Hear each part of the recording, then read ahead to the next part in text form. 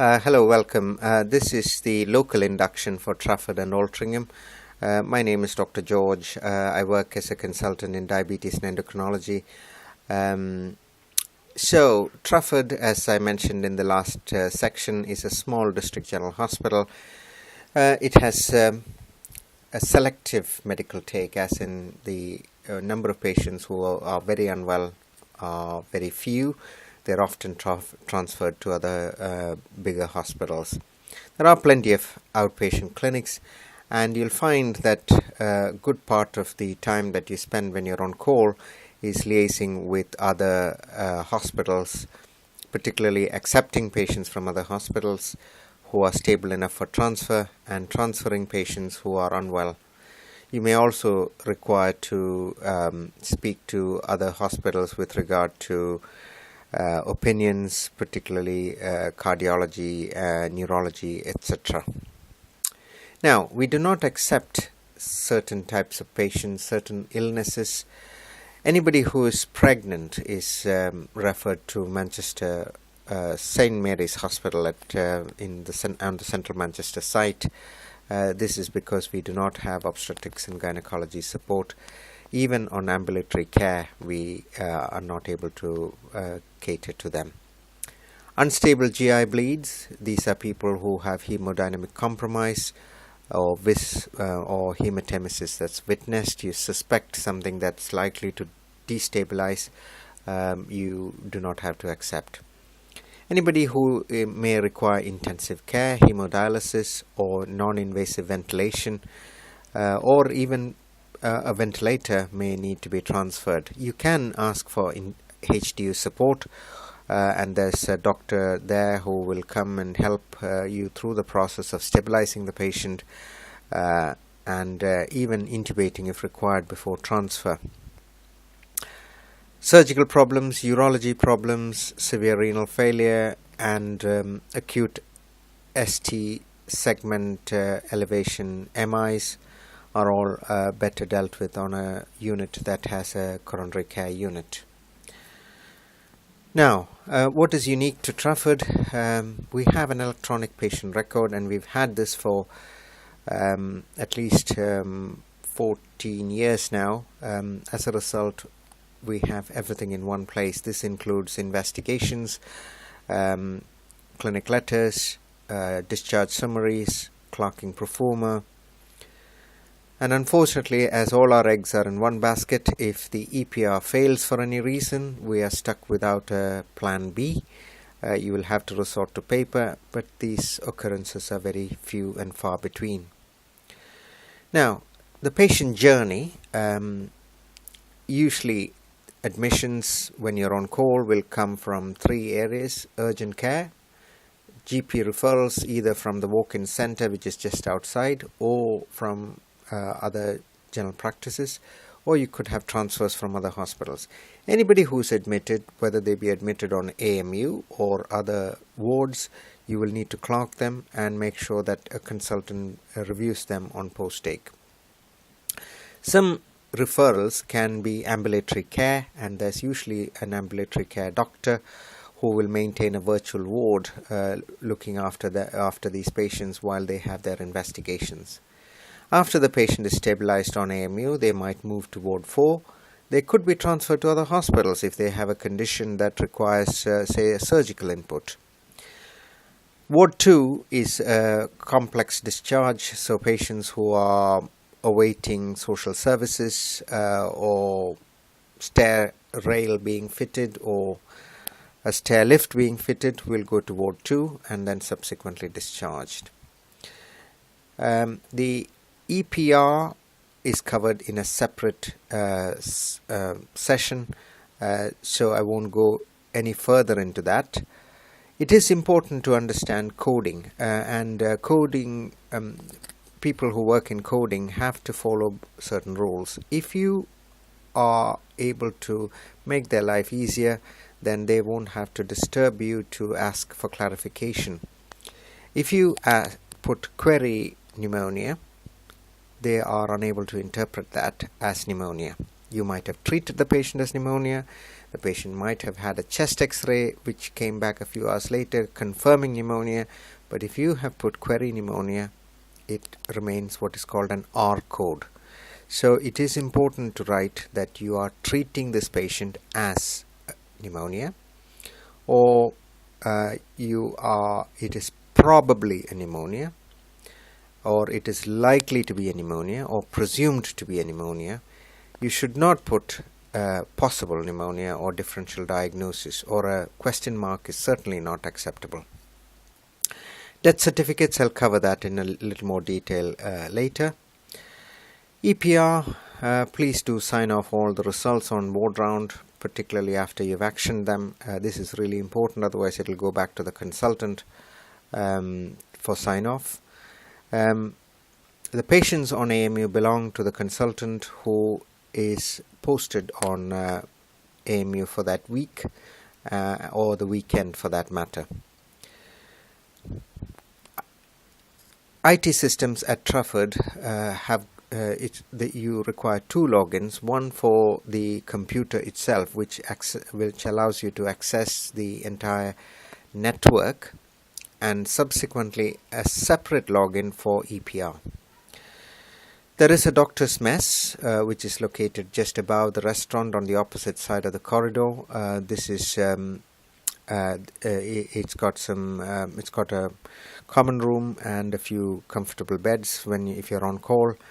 I believe there are some contributions to be made. Nothing's free these days now, unfortunately. Car parking is free for 3 hours. Now, you as a staff member, you can apply for a permit, which is approximately £35 or so per month. If you do not have that, either park outside the hospital, bearing in mind that the neighbours can get quite flustered if you park in front of their driveway, and sometimes we do get angry calls.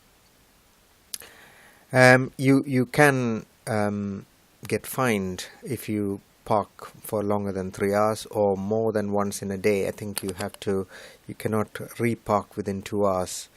So take an application and get a car parking permit if you're planning to come frequently. If you are cycling in and you're not likely to use the car, then we would certainly encourage that. There are shower rooms and cycle parking areas. The Trafford shuttle runs between Trafford site and Manchester, Central Manchester site every 30 minutes. It starts from the clock tower every 30 minutes. Even if you're 1 minute late, the bus will go. So do find out what the time is that the bus will come. Ward rounds are ward-based. So I'll look through the list of wards and consultants. AMU has its own team, so it's usually the consultant is the physician of the week or the weekend consultant on call. The physician of the week should be present to do at least 2 ward rounds and a board round. They're usually there through most of the day doing rounds of all the patients who are there, although he might choose to delegate this to the senior person on AMU. Respiratory consultant, there are no respiratory inpatients. Usually respiratory patients are seen by Dr. Sinnott or Dr. Tin when you make a referral. The clinical supervisor for the co-medical trainee is Dr. Sinnott. For rheumatology, it's Dr. McKenna. And for gastroenterology, it's Dr. Mason. Clinics, you should make it a point to go to clinic at least once every week or 2 weeks.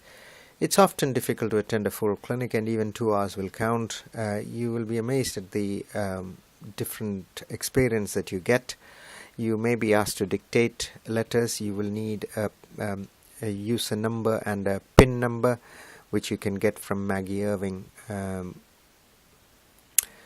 Now, moving on, the timetable for the week will be available at the secretary's office. The secretary of the consultant you're posted with will often be able to tell you where the consultant is. You do need to report incidents online.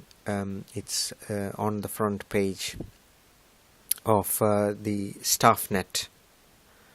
Medical devices training is something that you have to do. It is a self-certification and gives the hospital the reassurance that you have used the device before.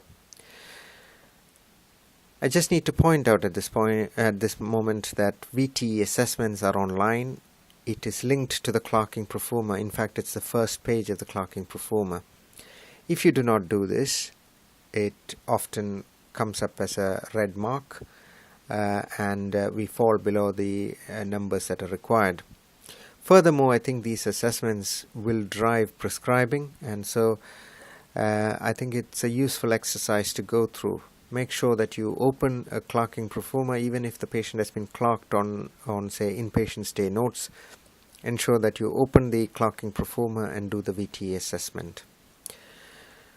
Altrincham Hospital has only outpatient clinics and dialysis unit, so if you would like to attend clinics there, you'll need to park either in Regent Street car park where you have to pay, or there are plenty of roads nearby where you can park. On-call is 12.5-hour shifts. You will need a half-an-hour handover between 9 and 9:30 in the morning or evening, and this takes place on the AMU seminar room. The two sets of on-call doctors need to be there for both handovers.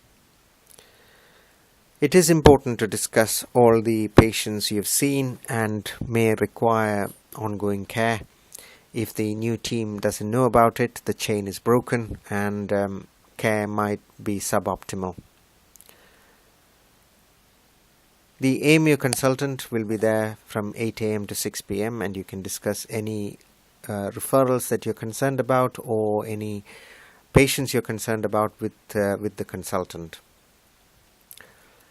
Now, handover once again. The registrar runs the handover and discusses the patients. Everybody else, of course, chips in and contributes. The F1 who is taking over needs to write in the handover book. After handover, the registrar runs the take, the co-medical trainee goes to the ward, and the F1 clerks patients. The co-medical trainee also can come down and clerk patients. These are the bleep numbers, 0274 to 276, and it's 5 followed by the number and then the extension to bleep. X-ray department closes at night, so if you have any patients who require an X-ray particularly close to closing time, make sure that you inform the radiographer before the radiographer goes home. Okay, other things to remember: please document when you make a medication change. As often a change that's made, if it's not mentioned as to why the change was made, the GP will query it, and often the consultant who has to respond to a GP query will not have any idea why the medication was stopped. Escalation policy is up there on the screen. It's fairly intuitive. If you are concerned and you're not getting answers that you think are right, don't be quiet. You can call the consultant and have a discussion. There are some policies, particularly false policy, and you need to complete the false proforma after every fall that occurs. This, although may seem quite cumbersome, actually helps with making decisions after the fall and protects you from any future comebacks that might occur as a result of fall-related injury. Teaching days, there are several teaching days, and clinical fellow teaching takes place. There are 6 MTI teaching days held either at MRI or at Trafford, and I will put it up on the website well in advance. Please make sure that you hand over responsibility and attend these. Requesting investigations, it's on the ICE dashboard, which is linked to EPR. When the new ICE comes, it will not be linked anymore and you will need to sign in separately. Consultant to consultant referrals are also on EPR. Discharge summaries need to be done on inpatient documents. Please make sure this is prepared well in advance and so that the person who is on weekend cover will not have to complete a discharge summary in a hurry. Ambulatory care patients often need 2 discharge summaries, one for the first time they come and the second time after their result is reviewed.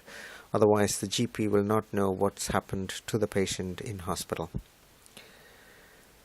These are the things that you need to do. Log into Trafford systems, log in for EPR, log in for PACS, e-learning, Athens password, ESR payroll number, and look at the website for a checklist.